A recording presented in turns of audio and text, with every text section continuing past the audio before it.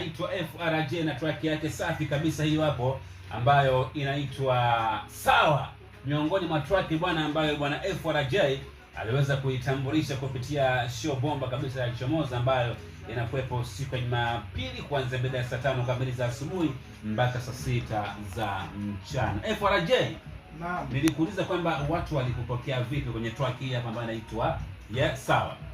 Watu walipokea vizuri, ndio, pia walipongeza jitihada zilizofanyika, ndio mpaka kazi inaenda, kusema ukweli. Video ya track hiyo uliifanya? Video sikuifanya kulingana na changamoto zilizotokea. Unaelewa tena, unapanga hili, Mwenyezi Mungu naye anapanga hili, ndio. Uwezi ukasema kwamba uforce kitu ambacho kimeshashindikana, lakini ninachowaelekeza ni kwamba watu wakae tayari, video za nyimbo zote sawa, na hii iliyofuata zinakuja. Chanda Chema. Idea nzima ya track hiyo hapo ambayo inaitwa Chanda Chema imekaa vipi? Uliwaza nini mpaka ukaamua kuita track Chanda Chema?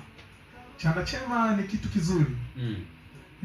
Ni yule mtu ambaye, yani Chanda Chema imemzungumzia mwanamke ambaye mpo kwenye mahusiano au ndoa, lakini mnajaliana, mnaishi, yani kila mtu ameridhika na maisha ya mwenzie.